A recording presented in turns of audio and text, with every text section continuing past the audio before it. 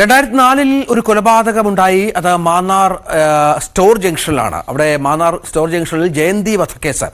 കേരളത്തിൽ ഞെട്ടിച്ച കൊലപാതകത്തിലെ പ്രതിക്ക് ഇപ്പോൾ വധശിക്ഷ വിധിച്ചിരിക്കുകയാണ്. 20 വർഷം പിന്നിടുകയാണ് ആ കൊലപാതകം കഴിഞ്ഞിട്ട്. ഇതിനുശേഷം ഇയാളെ അറസ്റ്റ് ചെയ്തിരുന്നു.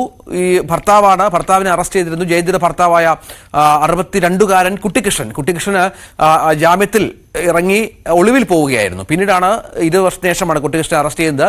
മാവേലിക്കര അഡീഷണൽ ജില്ലാ സെഷൻസ് കോടതിയാണ് ശിക്ഷ വിധിച്ചത്. സംഭവം നടന്ന് 2 പതിറ്റാണ്ട് കഴിഞ്ഞു. 2004 ഏപ്രിൽ 2-നായിരുന്നു ഈ സംഭവം ഉണ്ടായത്. ഭവ്യ ഏറ്റവും പുതിയ വിവരങ്ങൾ പങ്കുവെക്കും. ഭവ്യ, കുട്ടികളുടെ മുന്നിൽ വെച്ചാണ് ഈ കൊലപാതകം നടന്നത്.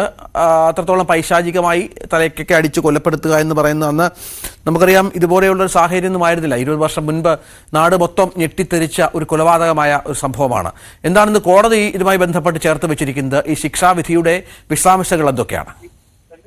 തീർച്ചയായും രഞ്ജിത്ത് സൂചിപ്പിച്ചതുപോലെ തന്നെയാണ് കേരളത്തെ ഞെട്ടിച്ച 2004 മാന്നാർ ജയന്തി വധക്കേസിലെ പ്രതിക്കാണ് ഇപ്പോൾ വധശിക്ഷ വിധിച്ചിരിക്കുന്നത്. പ്രതിയും ജയന്തിയുടെ ഭർത്താവുമായ 62-കാരനായ കുട്ടിക്കൃഷ്ണനാണ് മാവേലിക്കര അഡീഷണൽ ജില്ലാ സെഷൻസ് കോടതി വധശിക്ഷ വിധിച്ചത്. സംഭവം നടന്ന് 2 പതിറ്റാണ്ടിന് ശേഷമാണ് ഈ കേസിലെ വിധി എന്നതാണ് ഏറെ പ്രധാനം. 2004 ഏപ്രിൽ 2-നായിരുന്നു ഈ കേസിന് ആസ്പദമായ സംഭവം ഉണ്ടായത്. ഭാര്യ ജയന്തി സംശയത്തിന്റെ പേരിലാണ് കുട്ടിക്കൃഷ്ണൻ 1.5 വയസ്സുകാരിയായ മകളുടെ മുന്നിൽ വെച്ച് കറിക്കത്തിയും ചുറ്റികയും ഉളിയും ഒക്കെ ഉപയോഗിച്ച് കഴുത്തറത്ത് കൊല്ലുകയായിരുന്നു. ഈ കേസിന്റെ ഏറെ കോടതി വീക്ഷിച്ചത് തന്നെയാണ്. കാരണം 1.5 വയസ്സുകാരി പിഞ്ചു കുഞ്ഞിന്റെ മുന്നിൽ വെച്ചാണ് അച്ഛൻ അമ്മയെ കൊലപ്പെടുത്തുന്നതും അതിക്രൂരമായി കൊലപ്പെടുത്തുന്നത്.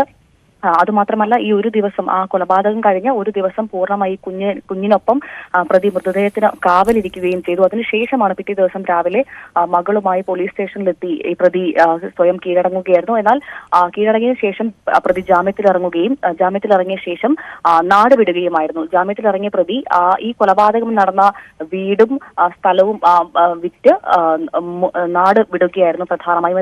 ഇതിനുശേഷമാണ് ഈ വിചാരണ നീണ്ടുപോയത്. ഈ സംസ്ഥാനത്തിന് പുറത്താണ് പ്രതി ഒളിവിൽ കഴിഞ്ഞത്. അങ്ങനെ 2 വർഷത്തിന് ശേഷം, അതായത് പ്രതി ഒളിവിൽ പോയി 2 വർഷത്തിന് ശേഷമാണ് പോലീസ് വീണ്ടും പ്രതിയെ പിടികൂടുന്നത്. എന്തായാലും 1.25 വയസ്സ് മാത്രം പ്രായമുള്ള കുഞ്ഞിന്റെ മുന്നിൽ വെച്ച് അമ്മയെ അതിക്രൂരമായി കൊലയ്ക്ക് ഇരയാക്കിയ പ്രതിക്ക് ഇളവ് അർഹിക്കുന്നില്ല എന്നാണ് പ്രധാനമായും കോടതി നിരീക്ഷിച്ചത്. അതിന്റെ അടിസ്ഥാനത്തിൽ തന്നെയാണ് പരമാവധി ശിക്ഷയായ വധശിക്ഷ പ്രതിക്ക് കോടതി നൽകിയതെന്നാണ് മനസ്സിലാക്കുന്നത്. പ്രോസിക്യൂഷന്റെ വാദവും അത് തന്നെയായിരുന്നു. ഈ കുഞ്ഞിന്റെ മുന്നിൽ വെച്ച് ഈ ക്രൂര കൊലപാതകം നടത്തിയ പ്രതി ഒരു തരത്തിൽ പോലും മാപ്പ് അല്ലെങ്കിൽ ഇളവ് അർഹിക്കുന്നില്ലെന്ന് തന്നെയായിരുന്നു കോടതി നിരീക്ഷിച്ചത്.